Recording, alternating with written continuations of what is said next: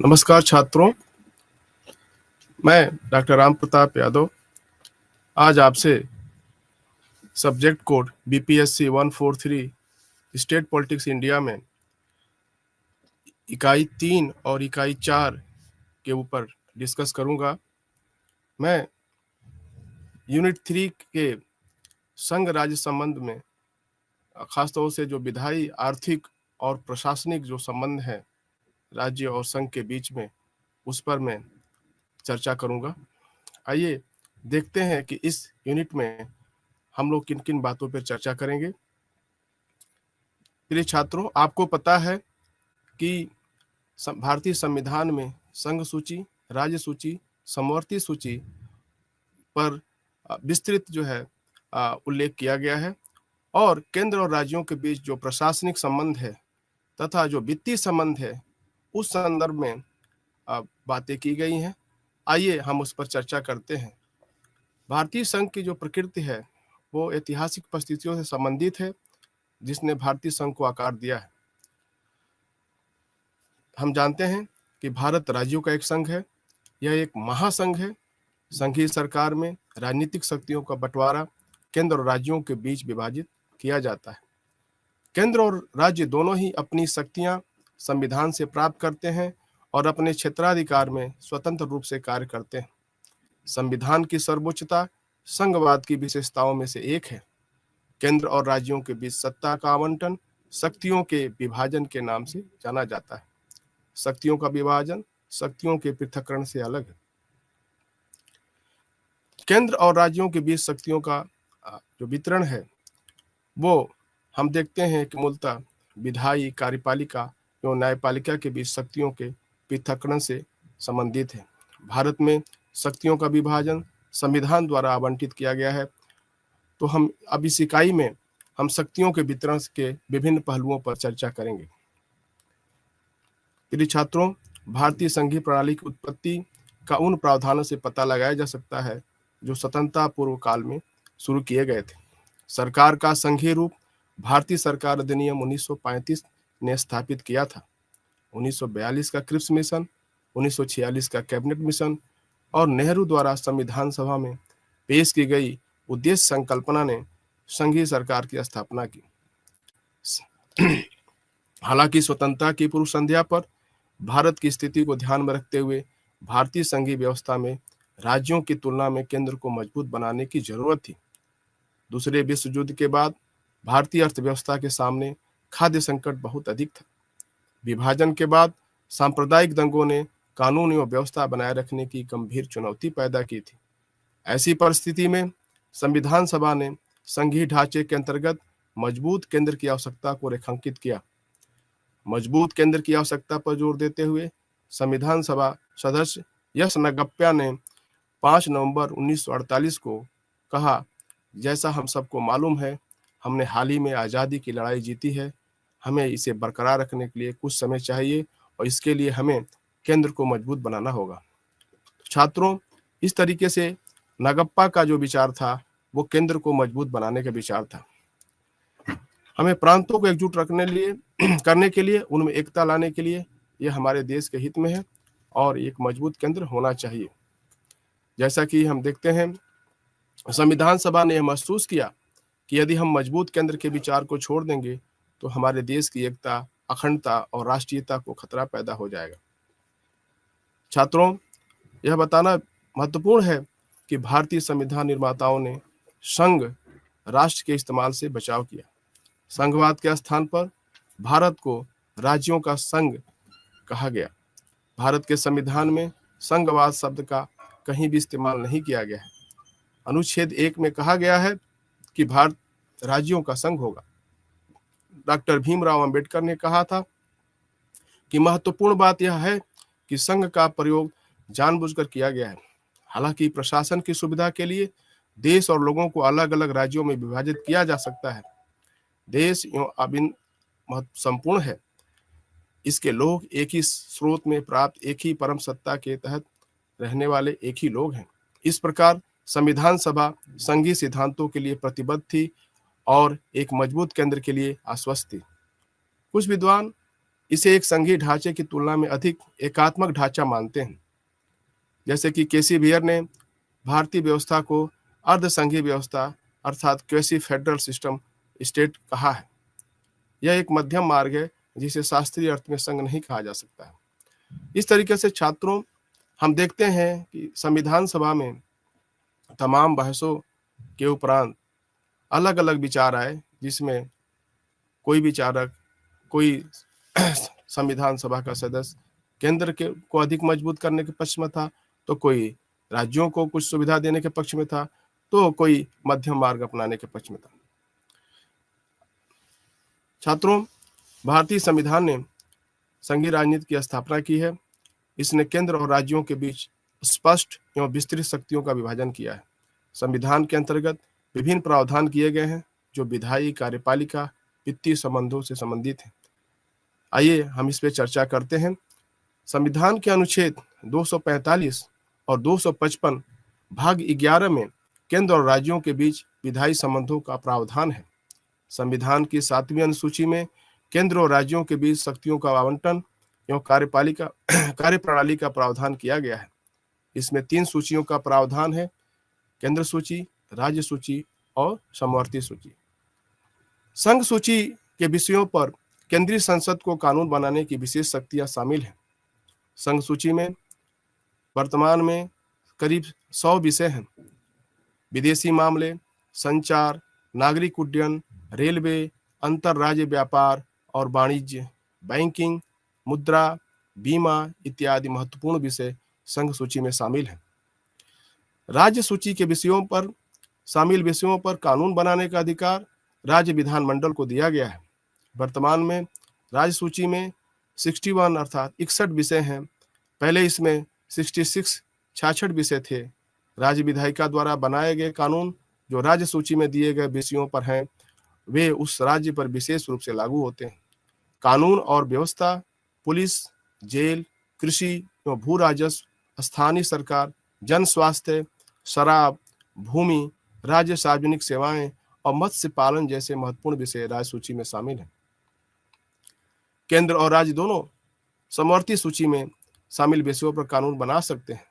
समवर्ती सूची के अंतर्गत 52 विषय 52 सब्जेक्ट्स हैं। पहले इसमें 47 विषय ही थे। 42वें संविधान संशोधन अधिनियम 1976 ने राज्य सूची से 5 विषयों को इस सूची में हस्तांतरित कर दिया है।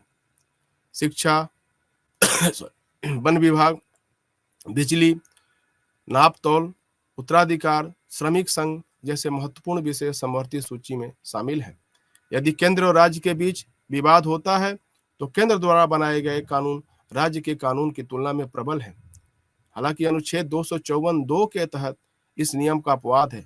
राज्य विधायिका का कानून समवर्ती सूची में शामिल किसी भी वस्तु पर एक ही विषय पर संसद के कानून से अधिक कायम रहेगा यदि राज्य के कानून को राष्ट्रपति के विचार के लिए आरक्षित किया गया हो और राष्ट्रपति ने इस पर अपनी सहमति प्रदान की हो। प्रिय छात्रों, जैसा कि अमेरिका के संविधान में हम देखते हैं अवशिष्ट शक्तियों का जो प्रावधान है, लेकिन हमारे भारतीय संविधान में अवशिष्ट शक्तियां संविधान के अनुच्छेद 248 के अंतर्गत विषय पर बात की गई है। अवशिष्ट शक्तियां केंद्र एवं संसद को दी गई है जो कि तीनों सूचियों में से अलग विषयों पर कानून बना सकती है। इसके अंतर्गत लेवी एवं कर भी शामिल है। सॉरी। राज्य विधान पर हम देखते हैं कि भारतीय संघ जो व्यवस्था है उसमें राज्य विधान पर एक तरीके से केंद्र का नियंत्रण रखा गया है। केंद्र और राज्यों के बीच उपयुक्त शक्तियों के वितरण का पालन सामान्य परिस्थितियों में किया जाता है। हालांकि केंद्र सरकार का कुछ निश्चित परिस्थितियों में राज्यों पर भी वर्चस्व है। संविधान केंद्रीय संसद को आपात स्थिति में राज्य सूची में शामिल विषयों में कानून बनाने का अधिकार देता है। आइए हम इसकी पड़ताल करते हैं कि किस तरीके से इसके लिए संविधान में प्रावधान किया गया है। अनुच्छेद 249 के अनुसार राज्यसभा अपने सदस्यों के 2/3 बहुमत के अनुरोध से एक प्रस्ताव पारित करती है तो संसद राज्य सूची के विषयों पर कानून बना सकती है। ऐसा कानून जो संसद द्वारा बनाया गया है वह 1 साल तक जारी रहता है। हालांकि यदि आवश्यक हो तो इसे 1 और वर्ष के लिए बढ़ाया जा सकता है। संविधान का अनुच्छेद 250 संसद को राष्ट्रीय आपात के दौरान राज्य के किसी भी विषयों पर कानून बनाने का अधिकार देता है। हालांकि संसद का कानून इस प्रावधान के तहत आपातकाल के 6 महीने के उपरांत काम करना बंद कर देगा। राज्य विधायिका द्वारा एक ही विषय पर कानून बनाने की शक्ति पर प्रतिबंधन नहीं है। हालांकि राज्य कानून और संसद के कानून के बीच असहमति के मामले में केवल संसद का कानून प्रबल होना है।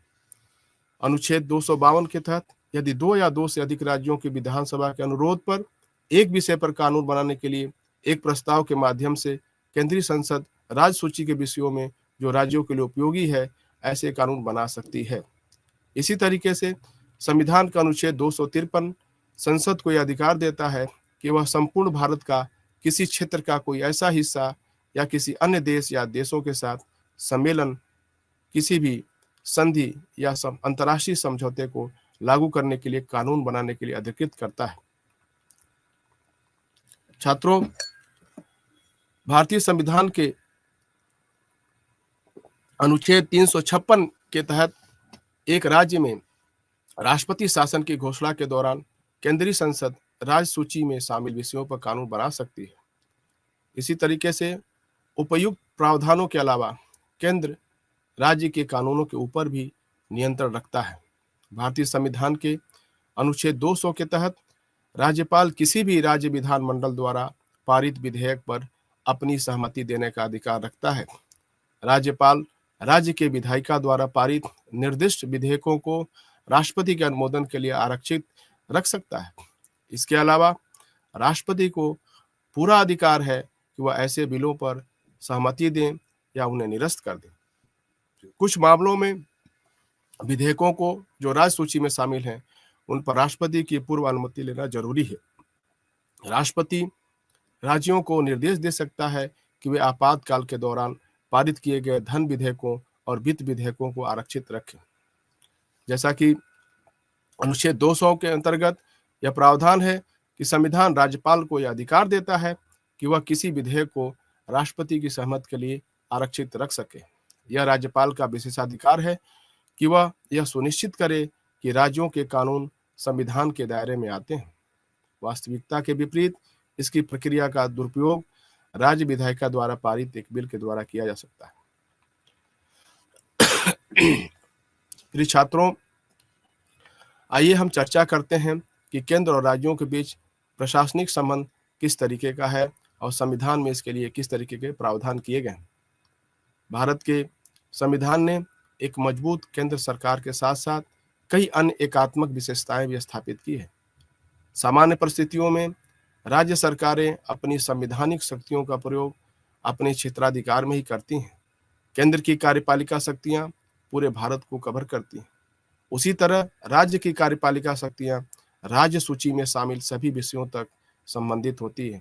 हालांकि केंद्र सरकार राज्य की कार्यपालिका शक्तियों पर कई तरह से नियंत्रण रखती है, जैसा कि संविधान के विभिन्न प्रावधानों में दिया गया है।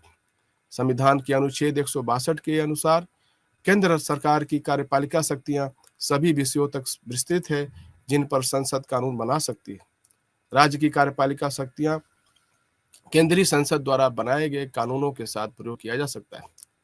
आइए इस पर हम थोड़ा आगे चर्चा करते हैं। भारतीय संविधान के अनुच्छेद 256 के अनुसार प्रत्येक राज्य की कार्यकारी शक्ति का प्रयोग संसद द्वारा बनाए गए कानूनों के अनुपालन को सुनिश्चित करने के लिए किया जाएगा। अनुच्छेद 257 के अनुसार केंद्र सरकार को उस राज्य के लिए आवश्यक दिशा निर्देश देने का अधिकार देता है।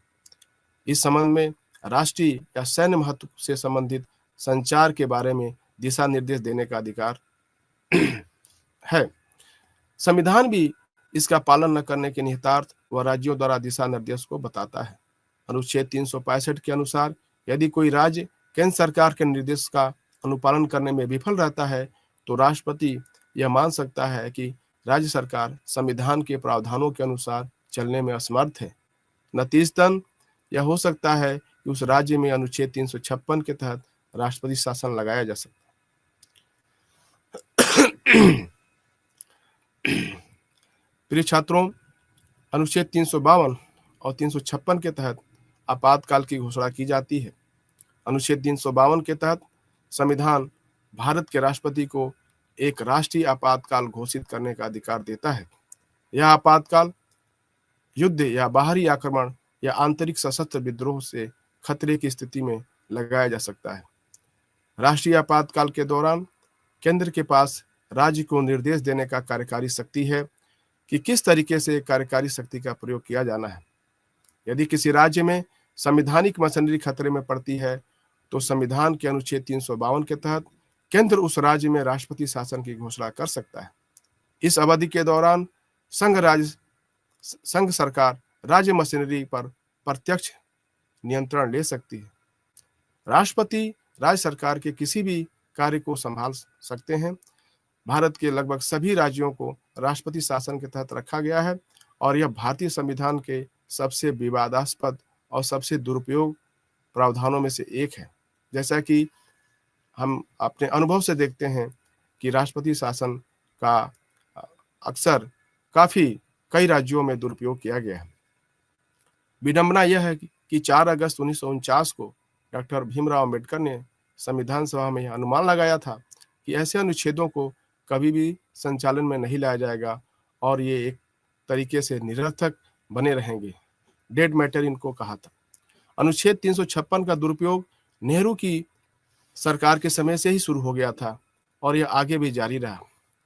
जवाहरलाल नेहरू ने गोपी चंद भार्गव के नेतृत्व वाली पंजाब सरकार को बर्खास्त कर दिया था, हालांकि उनके पास विधानसभा बहुमत था। हम देखते हैं कि 1954 में आंध्र प्रदेश सरकार को और 1959 में केरल की कम्युनिस्ट सरकार को भी राजनीतिक कारणों की वजह से बर्खास्त कर दिया गया था। जब जनता पार्टी की सरकार बनी 1977 में, तो उसने भी सभी कांग्रेस सरकारों को बर्खास्त कर दिया था, क्योंकि कांग्रेस पार्टी ने लोकसभा चुनाव में जनता का बहुमत खो दिया था। 1980 में इंदिरा गांधी वापस सत्ता में आई और सभी जनता पार्टी की सरकारों को बर्खास्त कर दिया था।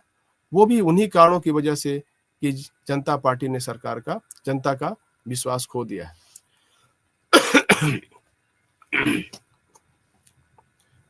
प्रिय छात्रों, राष्ट्रपति राज्य सरकार या उसके अधिकारियों को विशिष्ट कार्य सौंप सकते हैं, जिनके लिए संघ की कार्यकारी शक्ति कुछ शर्तों के साथ या बिना शर्त के विस्तारित होती है।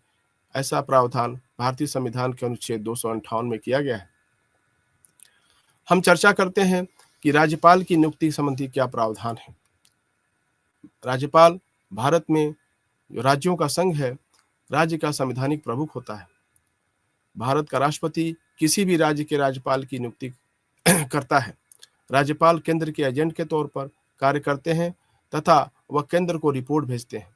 इस प्रकार केंद्र राज्यपाल के ऑफिस के माध्यम से राज्यों पर एक तरीके से कंट्रोल या नियंत्रण करता है। राज्यपाल की बहुत सारी विवेकाधीन शक्तियां हैं जिन्हें वह इस्तेमाल करता है। ये विवेकाधीन शक्तियां बहुत सारे मुद्दों से जुड़ी हुई हैं। खासतौर से आप देखेंगे कि आम चुनाव के बाद सरकार का गठन, विशेष तौर पे मुख्यमंत्री पद के उम्मीदवार का चयन करना, विशेषकर जब किसी भी राजनीतिक दल को विधानसभा में स्पष्ट जनादेश नहीं मिला है, विधानसभा में बहुमत साबित करने का समय निर्धारण करना तथा भारत के राष्ट्रपति के लिए बिलों को भेजने के लिए भी अपनी सहमति प्रदान करता है। ऐसे में इन तमाम सारे आप देखेंगे सामान्य मुद्दों पे राज्यपाल की विवेकाधीन शक्ति प्रबल है। इसी तरीके से संसद राष्ट्रीय राजमार्ग एवं जल मार्ग की घोषणा कर सकती है। अनुच्छेद 262 में जल एवं अंतर राज्य नदी एवं नदी घाटी से संबंधित है। संसद दो राज्यों के बीच पानी के बंटवारे को लेकर उत्पन्न विवाद में नियम और कानून बना सकती है। इसी तरीके से अनुच्छेद 263 के अनुसार भारत का संविधान राष्ट्रपति को अंतरराज्यीय परिषद के गठन का अधिकार देता है, जो कि राज्यों के बीच उत्पन्न विवादों को निपटाने एवं उनकी जांच का कार्य करेगी। इसका अन्य कार्य है उन विषयों की जांच पड़ताल करना एवं चर्चा करना जिन पर राज्यों एवं केंद्र दोनों का समान हित हो और इन विषयों पर अपनी सिफारिशें देना जिन पर आम सहमति हो। इसी प्रकार छात्रों, हम देखते हैं कि केंद्र और राज्य दोनों अखिल भारतीय सेवाओं को नियंत्रित करते हैं। जैसा कि आप जानते हैं, आईएएस, आईपीएस अधिकारी और आईएफएस अधिकारी जैसे जो केंद्रीय सेवा के अधिकारी हैं, उन पर दोनों सरकारों का नियंत्रण होता है, लेकिन व्यवहारतः हम देखते हैं कि केंद्र इन सेवाओं पर सीधा नियंत्रण रखता है, जबकि राज्यों का इन पर बहुत कम नियंत्रण होता है। प्रिय छात्रों, वित्तीय स्वायत्ता के बिना संघीय इकाइयों की राजनीतिक स्वायत्ता अधूरी है। इसलिए भारतीय संविधान में केंद्र और राज्य के जो वित्तीय संबंध है, उस पर अनुच्छेद में विभिन्न अनुच्छेदों में प्रावधान किया गया है। अनुच्छेद 268 एवं 293 के संविधान के भाग 12 में केंद्र राज्य वित्तीय संबंधों का प्रावधान किया गया है। संवैधानिक प्रावधानों के अनुसार कोई भी कार्य कर नहीं लगाया जा सकता है सिवाय कानूनी प्रावधानों के अनुसार, अर्थात टैक्स लगाने के लिए आपको कम से कम संवैधानिक प्रावधानों के अनुसार से आपको गुजरना पड़ेगा। संसद को केंद्र सूची में शामिल विषयों पर कर लगाने का अधिकार है, जबकि राज्य सूची में कानून बनाने का अधिकार राज्यों को है। समवर्ती सूची में शामिल विषयों का कानून बनाने का अधिकार केंद्र और राज्य दोनों को है। कराधान की अवशिष्ट शक्तियां अर्थात रेजिडुअल पावर्स केवल संसद के पास है। संविधान के 101वें संशोधन अधिनियम 2016 यूं जीएसटी की शुरुआत के पहले कराधान केंद्र और राज्यों के बीच विभाजित थी। संविधान केंद्र और राज्यों के बीच लेवी और राजस्व का निर्धारण करना है। ये प्रावधान संविधान के अनुच्छेद 268, 268A, 269, 270 एवं 271 में किए गए हैं। संविधान के 101वें संशोधन ने विभिन्न केंद्रीय और राज्य सरकारों जैसे राज्य करों में जैसे उत्पाद शुल्क, सेवा शुल्क, बिक्री कर, प्रवेश कर और मनोरंजन कर आदि को बदल दिया है। राज्यों के साथ साझा राजस्व करने के अलावा केंद्र जरूरतमंद राज्यों को अपने संसाधनों से अनुदान सहायता देता है। अनुच्छेद 275 के अंतर्गत संविधान इन संबंध में संसद को अधिकार देता है। अनुच्छेद 282 के तहत केंद्र और राज्य दोनों किसी भी सार्वजनिक उद्देश्य के लिए अनुदान दे सकते हैं और केंद्र इस श्रेणी के तहत राज्यों को सार्वजनिक उद्देश्यों के लिए अव्यवस्थित अनुदान देता है। इसी तरीके से वित्त आयोग संवैधानिक निकाय है जिसका सृजन केंद्र राज्यों के वित्तीय संबंधों के लिए सुझाव देता है। खासकर केंद्र और राज्यों के बीच करों के वितरण में सिफारिश देता है। अनुच्छेद 280 भारत के राष्ट्रपति को अधिकार देता है कि वह वित्त आयोग की नियुक्ति करे और वह यह सिफारिश करे। केंद्र और राज्यों के बीच करों का वितरण एवं संचित निधि से राज्यों के राजस्व के लिए अनुदान सहायता के लिए नियम निर्धारित करना है।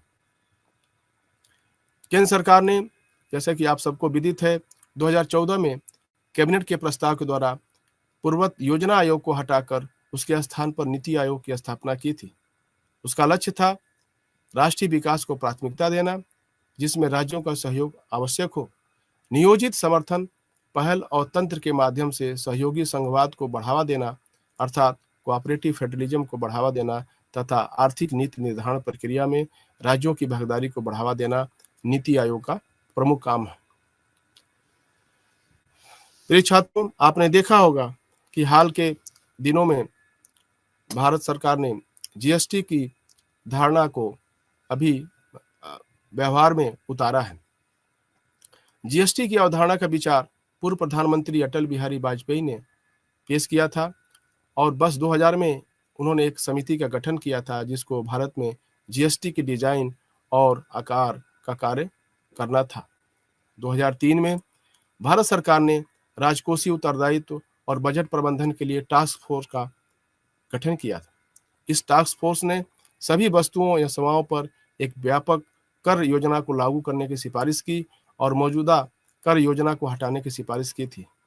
यह कर केंद्रीय और राज्य स्तरीय वैल्यू एडेड टैक्स यानी वैट के नाम से जाना जाता है, मूल्य वर्धित कर के नाम से जाना जाता है।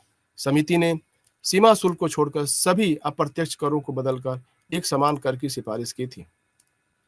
इसी क्रम में भारत के संविधान में 101वां संविधान संशोधन 2016 प्रस्तुत किया गया। कर ढांचे के बदलाव और जीएसटी लागू करने के लिए संवैधानिक संशोधन की आवश्यकता है। ऐसा एक संशोधन केंद्र राज्यों को जीएसटी लगाने और एकत्र करने के लिए अधिकार प्रदान करता है। इन सभी पहलुओं से निपटने के लिए दिसंबर 2014 में लोकसभा में संविधान संशोधन बिल पेश किया गया। यह संशोधन 122वां विधेयक था। संसद के निचले सदन ने मई 2015 में विधेयक पारित किया। राज्यसभा ने कुछ संशोधनों के साथ इसको पारित किया तथा अगस्त 2016 में इसे लोकसभा में पारित किया। इस बिल को राज्यों की आवश्यक संख्या से पुष्टि की गई तथा 8 सितंबर 2016 को राष्ट्रपति की स्वीकृति प्राप्त हुई और उसके बाद 2016 में 101वां संविधान संशोधन अधिनियम पारित हुआ। छात्रों, केंद्र और राज्यों की वित्तीय शक्तियां बिना संविधान के संबंधित क्षेत्रों को ओवरलैप किए प्रतिष्ठित है। केंद्र के पास निर्माण पर कर लगाने की शक्ति है, जबकि राज्यों के पास माल की बिक्री पर कर लगाने का अधिकार है। अंतर्राज्यीय बिक्री में केंद्र के पास कर लगाने की शक्तियां होती हैं, लेकिन कर को एकत्रित करने की पूरी जिम्मेदारी ओरिजिनेटिंग राज्यों की होती है। ओरिजिनेटिंग राज्य मतलब जहां पर माल का उत्पादन हो रहा है। सेवाओं के लिए केवल केंद्र ही सेवा कर लगाने का अधिकार रखता है। राज्य सामानों की भारत से खरीद एवं बिक्री आयात पर कर नहीं लगा सकते हैं, यह निर्यात पर, जबकि केंद्र मूल सीमा शुल्क के अतिरिक्त करों को एकत्र करता है। सॉरी। प्रिय छात्रों, भारतीय संविधान में 101वें संशोधन ने अनुच्छेद 279 ए का मेंशन किया और राष्ट्रपति को जीएसटी परिषद की स्थापना का अधिकार दिया। इस तरह जीएसटी परिषद की स्थापना सितंबर 2016 में हो गई थी। माल एवं सेवा पर परिषद में निम्नलिखित सदस्य होते हैं: केंद्रीय वित्त मंत्री अध्यक्ष के तौर पर, केंद्रीय राज्य मंत्री जो कि राजस्व एवं वित्त का इंचार्ज होता है और सदस्य होता है, और वित्त वह मंत्री है जिस पर बिना मंत्री अथवा कर लगाने का कार्यभार हो। अन्य मंत्री जिन्हें राज्य सरकार द्वारा नामित किए गए हों वे जीएसटी परिषद के सदस्य होंगे। अनुच्छेद 279 ए में ऐसा प्रावधान किया गया है। इस अनुच्छेद के अनुसार परिषद के सदस्य एक दूसरे को उपाध्यक्ष चुन सकते हैं। ऐसी अवधि के लिए परिषद के रूप में वे तय कर सकते हैं। अंतर्राज्य पर माल और सेवा कर या वाणिज्य की आपूर्ति पर केंद्रीय सरकार द्वारा लगाया जाएगा और एकत्र किया जाएगा। ऐसा कर संघ और राज्यों के बीच उस तरीके से लागू किया जा सकता है जिस तरीके से संसद द्वारा जीएसटी परिषद की सिफारिशों द्वारा प्रदान किया जाता है। जीएसटी परिषद ने जीएसटी दर में छूट और सीमा पर कर एवं अन्य मामले को कम करने की सिफारिश की है। अनुच्छेद 279 ए के अनुसार जीएसटी परिषद के कुल सदस्यों की संख्या का आधा हिस्सा परिषद की बैठकों के लिए कोरम होता है। 3/4 सदस्यों जो कि उपस्थित और मतदान में हिस्सा लेते हैं उनके बहुमत से निर्णय लिया जाता है। केंद्र राज्य सरकार के वोटों का वजन डाले गए कुल वोटों का 2/3 होता है। केंद्र और राज्यों को यह सुनिश्चित करने की अपेक्षा की जाती है कि निर्यातक राज्य वस्तुओं एवं सेवाओं यानी कि एसजीएसटी के ऋण का हस्तांतरण करें जो कि केंद्र द्वारा भुगतान के तौर पर प्रयोग किया जाता है। इसको integrated goods and services tax IGST भी कहा जाता है। आईजीएसटी को केंद्र और राज्य दोनों में 50-50 के अनुपात में बंटवारा किया जाता है। जीएसटी को लागू करने की एवज में जो राजस्व का घाटा होता है उसे केंद्र को राज्यों को मुआवजे के तौर पर अदा किया जाता है। जीएसटी परिषद की सिफारिश पर संसद द्वारा राज्यों को जीएसटी लागू करने की एवज में हुए नुकसान की भरपाई के लिए 5 वर्षों तक मुआवजा का प्रावधान है। जीएसटी को लागू करने के बाद राज्यों की कर लगाने की शक्ति समाप्त हो गई। जैसा कि आपको पता है कि पेट्रोल, अल्कोहल और सीमा शुल्क जैसे कर की यहाँ पे बात कर रहे हैं। राज्यों की वित्तीय स्थिति काफी गंभीर संकट में है। इस कारण भुगतान में देरी भी होती है तथा पूंजी खर्चे में भी जबरदस्त कटौती देखी गई है। प्रिय छात्रों, कोविड-19 के महामारी के फैलने के बाद लगे लॉकडाउन के कारण मार्च 2020 से राजस्व में गिरावट दर्ज की गई है। केंद्र सरकार ने मुआवजा देने का वायदा किया जब जीएसटी लागू होने के पश्चात घाटा देखने को मिला, लेकिन 30 अगस्त 2020 को केंद्र सरकार ने राज्यों को पैसा देने में अपनी असमर्थता जताई। वित्त मंत्री ने इस असमर्थता का कारण कोविड महामारी को बताया जैसे उन्होंने एक्ट ऑफ गॉड या दैवी घटना कहा था। जीएसटी मुआवजे का भुगतान न करने पर राज्य हमेशा केंद्र की आलोचना करते रहते हैं, क्योंकि सभी राज्य महामारी से लड़ने में व्यस्त हैं और इसके लिए समुचित धन का होना जरूरी था। अप्रैल 2020 से जीएसटी राज्यों का भुगतान बकाया था और 2020 के वर्ष में कुल 3 करोड़ जीएसटी मुआवजा की जरूरत, जबकि कुल शेष का लगभग 65,000 करोड़ ही एकत्र हुआ था, जो कि लगभग 2,35,000 करोड़ कम था। ये हम पुराने आंकड़ों से हम केंद्र और राज्य के बीच के जो जीएसटी संबंधित जो पैसे का बंटवारा है, उस पर हम एक आंकड़ा उपलब्ध आपको कराए हैं। प्रिय छात्रों, केंद्र राज्य संबंधों की समीक्षा और सुधार के लिए बहुत सारे प्रयास किए गए। 9 जून 1983 को केंद्र सरकार ने केंद्र राज्य संबंधों को समीक्षा के लिए एक आयोग नियुक्त किया, जिसके अध्यक्ष न्यायमूर्ति आर.एस. सरकारिया और श्री बी. शिवरमन और डॉक्टर S.R. सेन इसके सदस्य थे। इस आयोग को सरकारिया आयोग के नाम से जाना जाता है, जो इसके अध्यक्ष थे।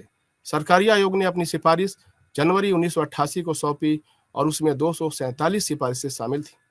आयोग ने संरचनात्मक परिवर्तनों का समर्थन नहीं किया और न ही केंद्र की शक्तियों को कम करने की सिफारिश की। हालांकि इसने संचालन पहलुओं में सुधार का सुझाव दिया। इसने कई सिफारिशें पेश की। इसकी महत्वपूर्ण सिफारिश अनुच्छेद 283 के तहत अंतर्राज्य परिषद की स्थापना करना था, समवर्ती सूची संबंधित विषयों पर कानून बनाना और अनुच्छेद 356 का न्यूनतम उपयोग करने के संबंध में केंद्र को राज्यों से पूर्व बातचीत की जरूरत को बताया। सरकारी आयोग की सिफारिश के आधार पर राष्ट्रीय मोर्चे की सरकार ने 1990 में अंतर्राज्य परिषद की स्थापना की थी। इसी तरीके से 26 जनवरी 2000 को भारत के संविधान ने 50 साल के कामकाज को पूरा किया और भारतीय जनता पार्टी के नेतृत्व वाली एनडीए सरकार ने 22 फरवरी 2000 को भारत का संविधान की समीक्षा करने के लिए राष्ट्रीय आयोग की नियुक्ति की, जिसका अध्यक्ष सर्वोच्च न्यायालय के पूर्व मुख्य न्यायाधीश एमएन वेंकटचलैया को बनाया गया।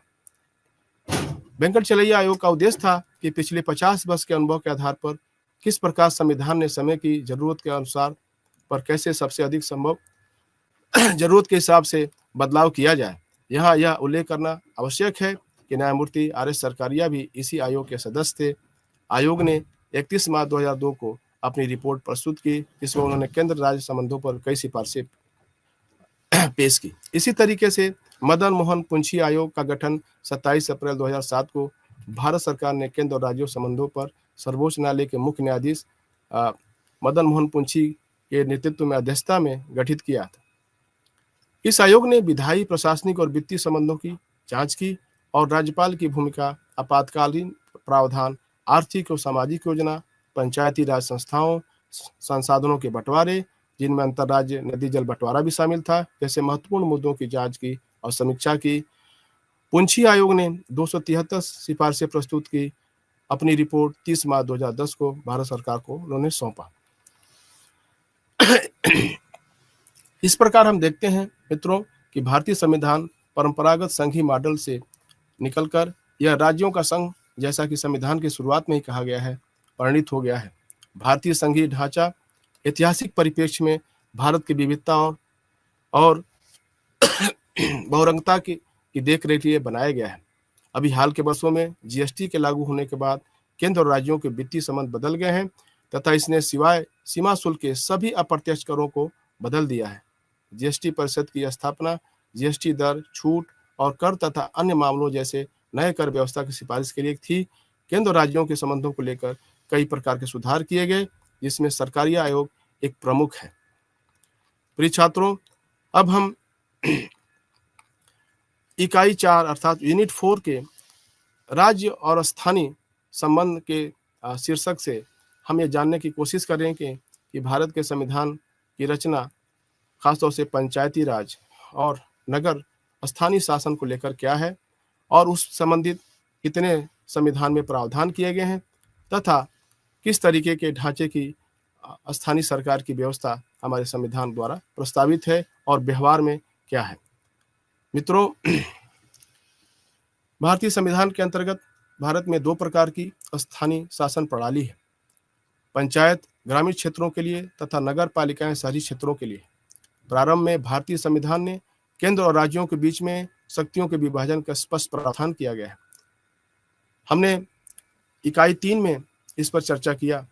हमने देखा कि संविधान के 73वें और 74वें संशोधन के तहत त्रिस्तरीय सरकारों की स्थापना की गई है।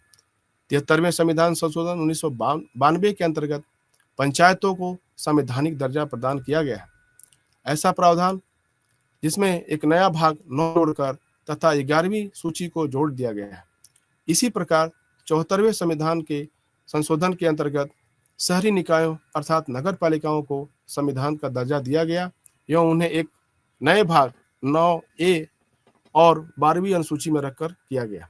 इस प्रकार अब प्रत्येक राज्य में त्रिस्तरीय पंचायती राज व्यवस्था की स्थापना की गई। सॉरी, त्रिस्तरीय प्रिय छात्रों, त्रिस्तरीय व्यवस्था का मतलब है ग्राम स्तर पर ग्राम पंचायत और मध्य स्तर पर ब्लॉक या तालुका पंचायत तथा जिला स्तर पर जिला परिषद या जिला पंचायत का गठन करने की व्यवस्था की गई है।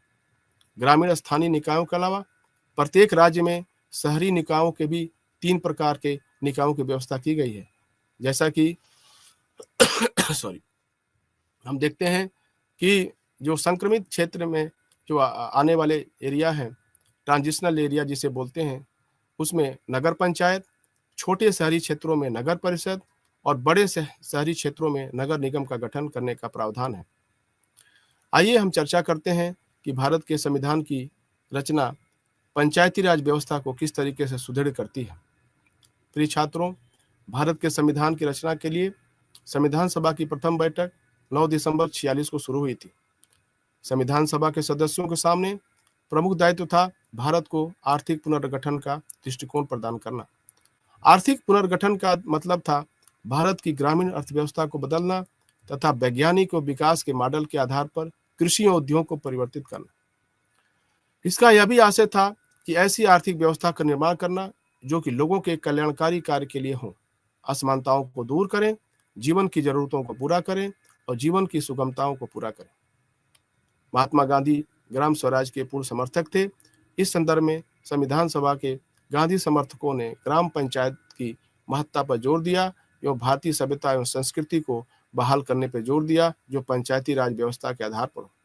गांधी जी राजनीति और आर्थिक विकेंद्रीकरण के प्रमुख पुरोधा थे और इसी संदर्भ में संविधान सभा में एक वरिष्ठ गांधीवादी श्रीमान नारायण अग्रवाल, उन्होंने गांधीवादी मॉडल संविधान तैयार किया था और उसे संविधान सभा के समक्ष अनुमोदन के लिए प्रस्तुत किया था।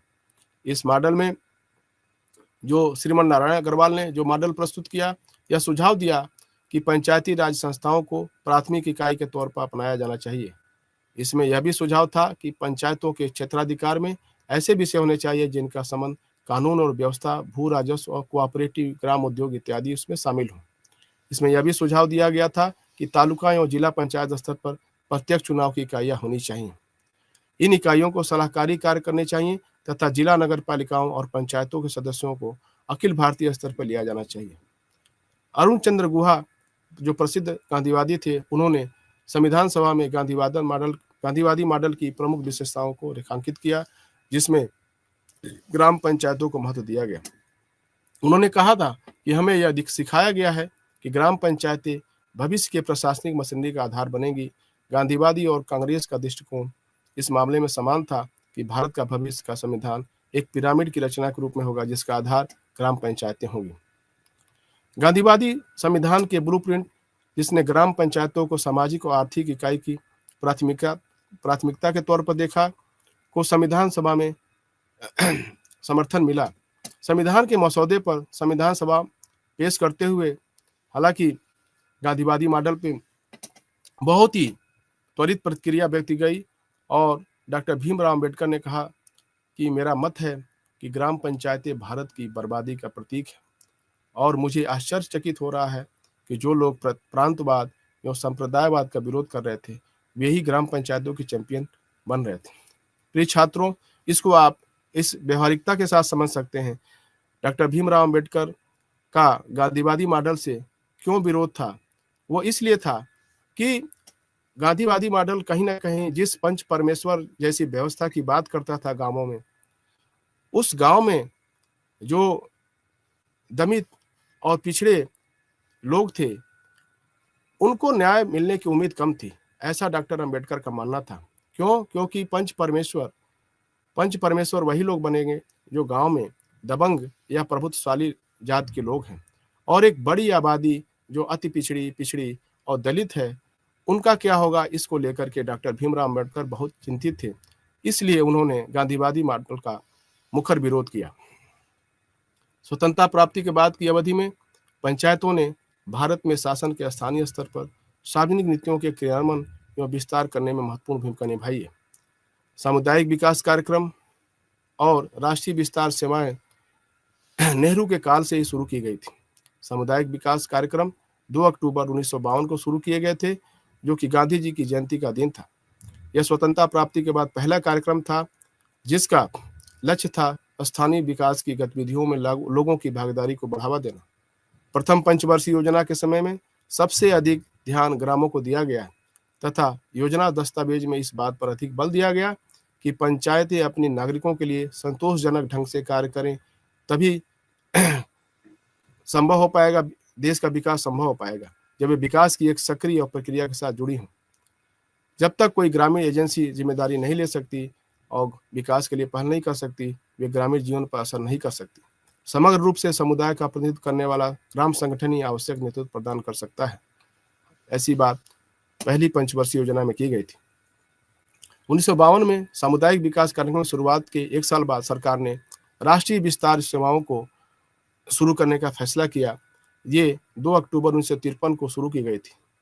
राष्ट्रीय विस्तार सेवाओं को उन क्षेत्रों में लागू किया गया था जिन्हें सामुदायिक विकास कार्यक्रम ने कवर नहीं किया था। राष्ट्रीय विस्तार सेवाओं का मुख्य उद्देश्य ग्रामीणों को वैज्ञानिक और तकनीकी सहायता प्रदान करना था, ताकि उनकी आर्थिक और सामाजिक स्थिति में सुधार किया जा सके। प्रिय छात्रों, राष्ट्रीय विस्तार सेवाओं की शुरुआत के बाद यह संभावना व्यक्त की गई कि ग्रामीण समाज को लक्षित करने वाली विकास नीतियों से पूरे देश को लाभ होगा, और इस संदर्भ में समय समय पर विभिन्न सरकारों ने अलग अलग समितियों का गठन किया गया। सामुदायिक विकास कार्यक्रमों के लागू होने के 5 वर्ष बाद योजना आयोग ने 16 जनवरी 1957 को एक कमेटी का गठन किया, जिसे हम बलवंत राय मेहता समिति के नाम से जानता है। इस समिति के अध्यक्ष बलवंत राय मेहता थे, और इस समिति का कार्य सामुदायिक विकास कार्यक्रम एवं राष्ट्रीय विस्तार सेवाओं के प्रभाव का आकलन करना था। इस समिति ने अपनी रिपोर्ट 24 नवंबर 1957 को सौंप दी, और उसने त्रिस्तरीय पंचायती राज व्यवस्था की स्थापना की सिफारिश की थी। उनकी सिफारिश थी कि ग्राम स्तर पर ग्राम पंचायत, बड़ा या तालुका स्तर पर पंचायत समिति तथा जिला स्तर पर जिला परिषद की स्थापना। इस स्थिति की अन्य सिफारिशों में महत्वपूर्ण सिफारिशों के अनुसार है, सरकार को इन इकाइयों को पूर्ण स्वायत्तता देना चाहिए। मित्रों, आपको पता है कि बलवंत राय कमेटी की सिफारिश को लागू किया गया था, और सरकार बदलते ही, जैसा कि आप देखते हैं, जब जनता पार्टी केंद्र में सरकार में आई तो उन्होंने एक दूसरी समिति का गठन किया जिसका नाम था अशोक मेहता समिति। इसका गठन 1977 के दिसंबर में किया गया, जिसने भारत में पंचायती राज व्यवस्था को मजबूत बनाने के उपायों को सुझाव दिया था। इस समिति ने अपनी सिफारिशें अगस्त 1978 में सौंपी, जिसमें पंचायती राज व्यवस्था को मजबूत बनाने के संबंध में 132 सिफारिशें थी। इस समिति की महत्वपूर्ण सिफारिशें थीं त्रिस्तरीय व्यवस्था के स्थान पर द्विस्तरीय व्यवस्था की स्थापना करना, अर्थात जिला स्तर पर जिला परिषद तथा कुछ गांवों को मिलाकर जिनकी जनसंख्या 15,000 से 20,000 हो, एक मंडल पंचायत का गठन करना, अर्थात जिला परिषद और मंडल पंचायत का गठन। ये द्विस्तरीय व्यवस्था की सिफारिश अशोक मेहता समिति ने की थी। अशोक मेहता समिति के अनुसार विकेंद्रीकरण का प्रमुख केंद्र जिला होना चाहिए। जिला परिषद एक कार्यकारी निकाय होना चाहिए जिसकी जिम्मेदारी जिला स्तर पर योजना बनाना हो, तथा पंचायती व्यवस्था संस्थाओं को कर लगाने की पूर्ण शक्ति मिलनी चाहिए, ताकि ये अपने वित्तीय संसाधनों को एकत्र कर सकें। इसी संदर्भ में जीवी के राव समिति 1985 में गठित की गई थी योजना आयोग के द्वारा। इसका प्रमुख पंचायती कार्य पंचायती राज संस्थाओं के विभिन्न पहलुओं को देखना तथा गरीबी उन्मूलन कार्यक्रमों के प्रशासनिक संबंधों को देखना था। इस समिति की प्रमुख सिफारिशों में शामिल था पंचायती राज संस्थाओं को सभी स्तरों पर जिला, तालुका एवं ग्राम स्तर पर आवश्यक समर्थन प्रदान करना, स्थानीय योजना कार्य की जिम्मेदारी देना तथा ग्रामीण विकास कार्यक्रमों की निगरानी एवं कार्यान्वयन करना। इसी तरीके से एमएल सिंघवी समिति 1986 का गठन किया गया, जो कि उसकी महत्वपूर्ण सिफारिशों में स्थानीय स्वशासन को संवैधानिक दर्जा देने तथा संविधान में एक नया अध्याय जोड़ने की बात की गई थी। प्रिय छात्रों, संविधान का 73वां संविधान संशोधन 1992 में प्रस्तुत किया गया। जैसा कि आप जानते हैं कि विश्वनाथ प्रताप सिंह के नेतृत्व वाली राष्ट्रीय मोर्चा सरकार ने यह 74वां संविधान संशोधन विधेयक प्रस्तुत किया, लेकिन यह कानून नहीं बन सका क्योंकि 9वीं लोकसभा भंग हो गई थी। अंत में 1992 में 73वां संविधान संशोधन अधिनियम पारित हो गया और पंचायती राज संस्थाओं को संवैधानिक दर्जा दिया गया। उस समय पीवी नरसिम्हा राव की सरकार थी। अभी आपने देखा कि हाल में भारत सरकार ने पीवी नरसिम्हा राव को भारत रत्न का पुरस्कार भी दिया है। उसके बाद से 24 अप्रैल को राष्ट्रीय पंचायत राज दिवस मनाया जाता है। भारतीय संविधान की 7वीं अनुसूची के में स्थानीय शासन राज्य का विषय है, इसलिए राज्य सरकारों को राज्य स्तर पर कानून बनाने चाहिए। आपको जैसे पता है कि राजस्थान उन अग्रणी राज्यों में से है जहां पर पंचायती राज संस्थाओं को लागू किया गया। वहां पर त्रिस्तरीय व्यवस्था, ग्राम, ब्लॉक तथा जिला परिषद अधिनियम 1959 के तहत सितंबर-अक्टूबर 1959 में राज्यों में चुनाव संपन्न कराए गए थे। आइए देखते हैं कि संविधान के 73वें और 74वें संशोधन में क्या प्रावधान किया गया है।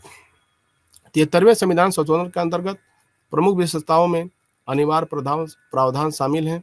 अनिवार्य प्रावधानों में लोगों की भागीदारी को स्थानीय स्तर पर बढ़ाने का प्रावधान किया गया है। इसमें बात की गई है ग्राम सभा का गठन करना, मध्य स्तर पर पंचायतों की स्थापना करना, जैसा कि आर्टिकल 243B और C में बात की गई है। इसी तरीके से सभी स्तरों पर प्रत्यक्ष चुनाव की व्यवस्था की गई है आर्टिकल 243C में। जिला स्तर एवं मध्य स्तर पर अध्यक्ष के पद पर अप्रत्यक्ष चुनाव की व्यवस्था की गई है। इसी तरीके से महिलाओं के लिए 1/3 आरक्षण की व्यवस्था की गई है। पंचायत चुनाव लड़ने के लिए कम से कम 21 वर्ष की आयु का प्रावधान है। सभी स्तरों पर एसटी और शेड्यूल्ड कास्ट और शेड्यूल्ड ट्राइब के लिए सीटों और अध्यक्ष पदों में आरक्षण का प्रावधान किया गया है। पंचायतों का निश्चित कार्यकाल 5 वर्ष का होना चाहिए और यदि इन पंचायतों का विघटन होता है तो पुनः चुनाव करवाना भी इसमें शामिल है। प्रिय छात्रों, पंचायती राज संस्थाओं के अधिनियम में कुछ ऐच्छिक प्रावधान भी हैं। संसद और राज्य विधानसभाओं के सदस्यों को अपने क्षेत्रों में पंचायतों के प्रतिनिधित्व प्रदान करना, स्थानीय निकायों के सभी स्तरों पर पिछड़े वर्गों के लिए अध्यक्ष एवं अन्य पदों पर आरक्षण प्रदान करना, ग्राम सभा को शक्तियां प्रदान करना ताकि वह स्वशासन के तौर पर ग्राम स्तर पर कार्य कर सके। ये सारे प्रावधान अनुच्छेद 243 में आपको मिलेंगे। इसका उद्देश्य उनके संसाधनों में वृद्धि करना, खासकर तमाम प्रकार के कर, शुल्क, ड्यूटी, यातायात कर इत्यादि लगाकर उनके वित्तीय संसाधनों में बढ़ोतरी करना शामिल है। राज्यों ने नए अधिनियमों को लागू कर दिया तथा उनके कानूनों में 73वें संशोधन के अनुसार आवश्यक परिवर्तन कर दिया। इसके परिणाम स्वरूप अब उन राज्यों में सार्वभौम तौर पर त्रिस्तरीय पंचायती राज संस्थाओं का ढांचा है। ग्राम स्तर पर ग्राम पंचायत है जिसमें गांव आते हैं, मध्य स्तर पर तालुका या ब्लॉक समिति और जिला स्तर पर जिला परिषद जिसका पूरे जिले में अधिकार क्षेत्र होता है। हालांकि जिन राज्यों की जनसंख्या 20 लाख से कम है वहां पर पंचायत समिति नहीं है, यह आपको खास तौर पर ध्यान रखना है। भारत के संविधान में पंचायतों संबंधित भाग 9 के प्रावधान 5वें अनुसूचित क्षेत्रों पर लागू नहीं होते हैं, लेकिन संसद को यह अधिकार है कि वह इन प्रावधानों को बिना किसी संशोधन के अनुसूचित क्षेत्रों तक विस्तार कर सके। इसके अनुसार संसद ने 1996 में पंचायत विस्तार कानून भी बनाया था। इस कानून को पेशा कानून भी कहा जाता है। संविधान के 73वें संशोधन अधिनियम 1992 ने तो 24 अप्रैल 1993 में संविधान की 11वीं अनुसूची को जोड़ा था। यह अनुसूची विशेष शक्तियों उत्तरदायित्वों से संबंधित है। इसमें 29 विषय शामिल हैं जो काफी महत्वपूर्ण और व्यापक हैं। अनुच्छेद 243G में आप इन विषयों को देख सकते हैं, जिसमें कृषि, मछली पालन, लघु वन उत्पाद, ईंधन और चारा, सड़क पुल निर्माण, जल निकासी, प्रौढ़ अनौपचारिक शिक्षा, बाजार तथा मेले, स्वास्थ्य एवं सफाई, महिला और विकास इत्यादि विषय शामिल हैं। प्रिय छात्रों, संविधान के 74वां संशोधन 1992 में शहरी प्रशासन की व्यवस्था की गई। 74वें संविधान संशोधन को संसद ने 1992 में पारित किया था। इस संशोधन के बाद संविधान में नया भाग 9 जोड़ा गया था, जो कि अनुच्छेद 243 से 243 तक नगरपालिकाओं के प्रावधान से संबंधित है। यह नगरपालिकाओं के कार्यों और शक्तियों को परिभाषित करते हैं। यह अधिनियम शहरी निकायों के सामान्य ढांचे तथा अधिकृत पत्र प्रदान करता है। सरकार के 1993 में इन संशोधनों का अध्यादेश लागू किया था और 74वां संशोधन अधिनियम बनकर सामने आया।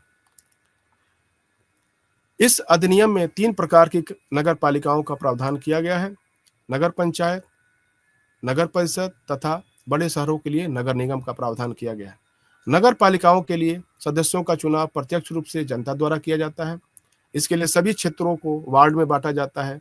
छोटी नगर पालिकाओं के प्रत्येक वार्ड में 1500 से 6000 तक जनसंख्या होती है, जबकि बड़ी नगर पालिकाओं में या शहरों में इन वार्डों की जनसंख्या 30,000 से 2 लाख तक भी हो सकती है। राज्य विधानसभा को यह अधिकार है कि वह नगर पालिकाओं के अध्यक्षों और चुनाव की प्रक्रिया तय कर सके। इस अधिनियम के सभी स्तरों पर SC और ST एवं महिलाओं के लिए आरक्षण का प्रावधान किया गया है। मित्रों, शहरी स्थानीय शासन एवं पूर्ण रूप से सरकार के नियंत्रण से मुक्त नहीं है। शहरी निकायों को भी राज्य के अधीन ही कार्य करना पड़ता है तथा राज्य नगर पालिका कानून के नियमों के अनुसार ही कार्य करने की छूट है। संविधान के अनुच्छेद 243 का संबंध नगर पालिकाओं की शक्तियों एवं कार्यों से है। उन्हें इन शक्तियों या कार्यों का अधिकार दिया गया है जो कि स्थानीय सरकार के अंतर्गत आते हैं। नगर पालिकाओं की शक्तियों एवं कार्यों को संविधान की 12वीं अनुसूची में रखा गया है। इसमें कुल 18 विषय शामिल हैं जो कि नगर पालिकाओं के कार्य क्षेत्र में आते हैं।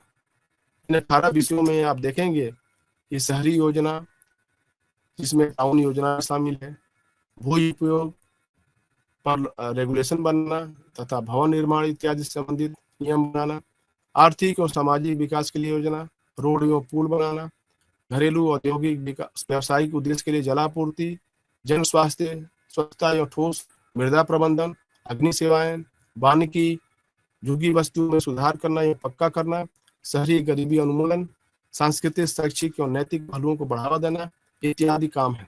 इसी तरीके से शमशान घाट, कब्रिस्तान, विद्युत सौदागरी का निर्माण करना, मवेशियों के तालाब बनाना तथा जानवरों की हिंसा को रोकना, तमाम सारे ऐसे काम हैं जो नगर निगम के क्षेत्र में आते हैं, जिसमें जन सुविधाएं, स्ट्रीट लाइट, पार्किंग स्थल, बस स्टॉप तथा जन सुविधाएं शामिल।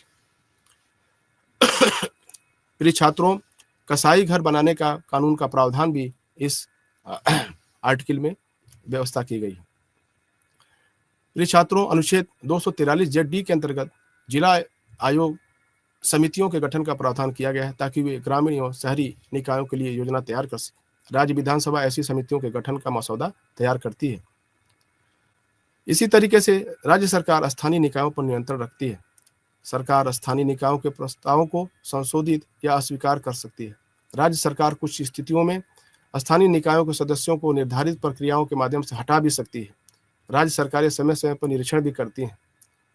लेकिन आप देखते हैं कि पंचायतों का कार्य क्षेत्र के लिए वार्षिक योजनाएं तैयार करना है। ग्राम सभा एक विचारशील और निर्णय लेने वाली संस्था के रूप में कार्य करती है। पंचायतों को भी कर लगाने और जमा करने की शक्तियां प्राप्त है। यह वार्षिक बजट पारित करती है तथा गांव की प्रमुख समस्याओं पर चर्चा करती है।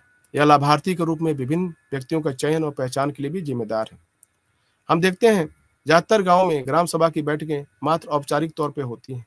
कई गाँव में दबंग समुदाय के लोग SC, ST या OBC समुदाय के चुने हुए प्रतिनिधियों को अपनी ड्यूटी स्वतंत्र रूप से नहीं करने देते। कई ऐसे उदाहरण हैं जहां पर महिलाओं के पति या अन्य परिवार के सदस्य परोक्ष रूप से निर्णय लेते हैं। इसलिए सरकार इस पर बहुत विजिलेंट है और सरकार का हस्तक्षेप जारी रहता है। प्रिय छात्रों, हम देखते हैं कि संविधान के 73वें और 74वें संशोधन अधिनियम के पारित होने के बाद स्थानीय शासन के विकास में क्रांतिकारी परिवर्तन आया है। इन संशोधनों ने ग्रामीण एवं शहरी निकायों को संवैधानिक दर्जा दिया है तथा उनके नियमित चुनाव के लिए आवश्यक प्रावधान किए हैं। इन संशोधनों के प्रावधानों में SC ST महिलाओं के लिए आरक्षण का भी प्रावधान है। कई राज्यों में आप देखते हैं कि 50% तक महिलाओं के लिए आरक्षण का प्रावधान है। इन कानूनों के प्रावधानों ने समाज के विभिन्न कमजोर वर्गों के भागीदारी की सुनिश्चित की, ताकि स्थानीय शासन का सही लक्ष्य प्राप्त किया जा सके। इन संशोधनों ने ग्रामीण और शहरी शासन के लिए संस्थाओं को संवैधानिक दर्जा प्रदान किया है, लेकिन कार्य, वित्तीय शक्तियां तथा स्वायत्तता राज्य सरकारों पर निर्भर है। स्थानीय निकायों के पास पर्याप्त फंड नहीं होता है, इसलिए वे ज्यादातर राज्य सरकारों पर ही निर्भर करती हैं। राज्य सरकारों पर उनकी निर्भरता ही उनके कार्यों की सबसे बड़ी बाधा है। फिर भी स्थानीय सरकारें विभिन्न विकास एवं कल्याणकारी योजनाओं को लागू करने में अपनी महत्वपूर्ण भूमिका निभा रही हैं। इसी प्रकार स्थानीय सरकारों ने निचले स्तर पर लोकतंत्र को मजबूत करने में अपना महत्वपूर्ण योगदान दिया है। प्रिय छात्रों, हमने देखा कि किस तरीके से भारतीय संविधान में लोग ग्रास रूट लेवल पर अर्थात नीचे लेवल पर लोकतंत्र को सजग और अधिक जीवंत बनाने का प्रयास किया गया है। और ऐसे में समय समय पर जो संवैधानिक प्रावधान किए गए हैं, उसमें यह कोशिश की गई है कि जो भी हमारे समाज का वंचित तबका है, चाहे वो अनुसूचित जात का हो, चाहे अनुसूचित जनजात का हो, या अन्य पिछड़े जात के जो व्यक्ति हैं, दुर्बल जो कौम हैं, उनको कैसे सबल बनाया जाए, भारतीय संविधान में ऐसा प्रावधान किया गया है। और समय समय पर विभिन्न आयोगों, समितियों की सिफारिशों को भारत सरकार ने लागू भी किया है। और इस आधार पर देखते हैं कि भारत में जो संघीय व्यवस्था है वो और अधिक फ्रूटफुल या फलदायी साबित हुई है, जिससे कि अंतर्राज्यीय परिषद, जैसा मैंने उल्लेख किया, के माध्यम से राज्यों और केंद्र के बीच में जो विवाद के विषय हैं, 2 या 2 से अधिक राज्यों के बीच के विवाद या राज्य या केंद्र के बीच के विवाद, उनको किस तरीके से सुलझाया जाता है। इसी तरीके से कर प्रणाली को लेकर के हमने चर्चा किया कि GST के आने के बाद से शुरुआत में थोड़ा उलझन जरूर हुई राज्यों को, लेकिन केंद्र सरकार ने राज्यों का जो नुकसान है उसकी भरपाई के लिए वो जरूरी प्रावधान किए और समय समय पर उनको विशेष रूप से अनुदान देता रहा है। तमाम सारे राज्य इसको लेकर के यह मांग करते रहते हैं कि GST के प्रावधानों के मुताबिक उनका हिस्सा नहीं मिल पा रहा है, इसलिए वो अपने को विशेष राज्य का दर्जा मांगते भी हैं और केंद्र सरकार इस हिसाब से उनको विशेष राज्य का दर्जा भी प्रदान करती रहती है। तो ऐसे तमाम सारे मसले हैं जिसमें हम देखते हैं कि सिर्फ संवैधानिक प्रावधानों के द्वारा ही नहीं, बल्कि केंद्र और राज्यों की सरकारों के बीच के जो व्यवहारिक जो अनुभव रहे हैं, उस हिसाब से हम एक मजबूत संघीय व्यवस्था और जिसमें कि केंद्र को थोड़ा सा संरक्षणकारी भूमिका प्राप्त है, के द्वारा हम भारत को एक मजबूत लोकतंत्र बनाने की तरफ अग्रसित हो रहे हैं। प्रिय छात्रों, हमें खुशी होगी कि आप लोग अपना फीडबैक देंगे और हमें पूरा विश्वास है कि आप BPSC 143 स्टेट पॉलिटिक्स इंडिया के यूनिट 3 और 4 पर आप इस गहन परिचर्चा में का लाभ उठाए होंगे। धन्यवाद, नमस्कार।